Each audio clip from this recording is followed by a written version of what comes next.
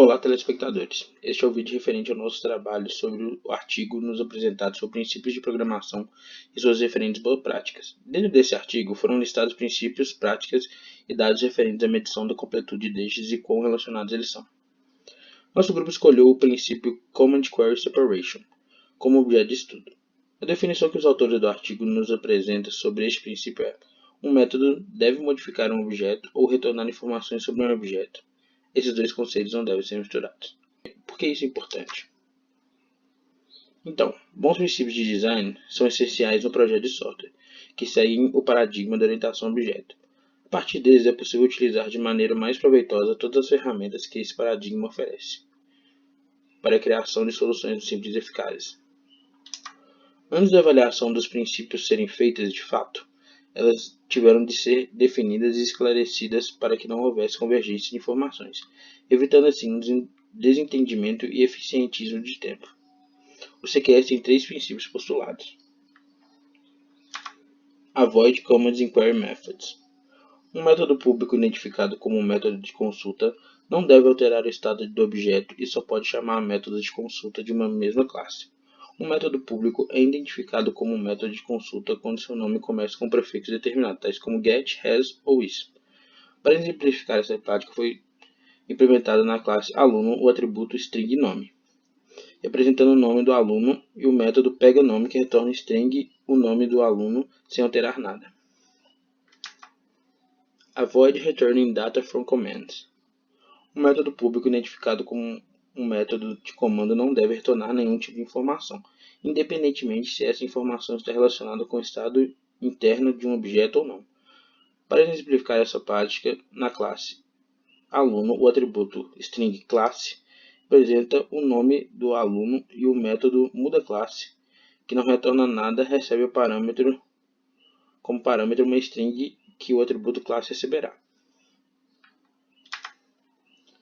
Don't return uninvolved data from commands. Um método de comando que altera o estado de um objeto ou classe não pode retornar dados que não sejam relacionados com mudança. Para exemplificar essa prática, foi implementado na classe aluno o método muda-nome, que não retorna nada e recebe como parâmetro uma string que o atributo nome receberá.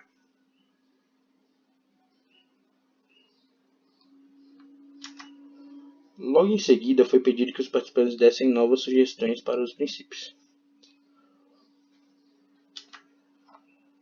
Avoid returning containing objects from commands. Se o estado de um objeto é mudado por um comando, o dado retornado deve estar no mais sofisticado nível de especificação possível. Se só um item de uma lista é alterada, a lista inteira não deve ser alterada. Para exemplificar bem essa prática, foi implementado na classe aluno um array de strings matérias, que representa as matérias que o aluno aprendeu dentro da instituição de ensino. Um método altera matéria. Ele é um método de comando que adiciona uma matéria na lista entre os 10 possíveis. Ele retorna apenas um valor boolean mostrando se a alteração foi possível, true ou false. Avoid mutable fields when possible. Um campo deve ser privado e final quando nunca será mudado. Para exemplificar essa prática, foi implementado na classe aluno um atributo int estático e final max matérias, que apresenta o número máximo de matérias que o aluno pode se matricular no semestre. Avoid pretended object state. Um estado de um objeto usando suas propriedades nunca deve ser simulado. Para exemplificar essa prática, foi implementado na classe aluno um método temMatérias, que retorna um valor boolean representando se o aluno está matriculado em alguma disciplina. Considerações finais. O artigo nos apresentou alguns dados quantitativos que nos fez ter uma noção melhor sobre o que os participantes opinaram sobre as boas práticas. Na tabela abaixo, podemos ver que o CQS foi extremamente bem avaliado em quão completo este é, recebendo 85 e 92 em 100 de dois desses três grupos. A próxima tabela mostra os dois princípios nas pontas de distribuição em relação à média de aspectos não abordados pelas práticas, ou seja, essa tabela mostra quanto os participantes acham que falta água em relação aos princípios e suas práticas. O princípio abordado neste artigo CQS é claramente o princípio que mais fácil é de ser colocado em prática. Isso se deve principalmente ao fato do CQS ser o princípio que é melhor escopado. Logo, sua compreensão é fácil e seu limite de aplicabilidade é muito específico, o que o torna extremamente palpável.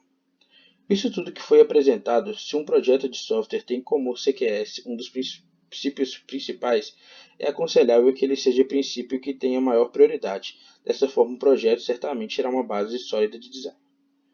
Muito obrigado por assistir.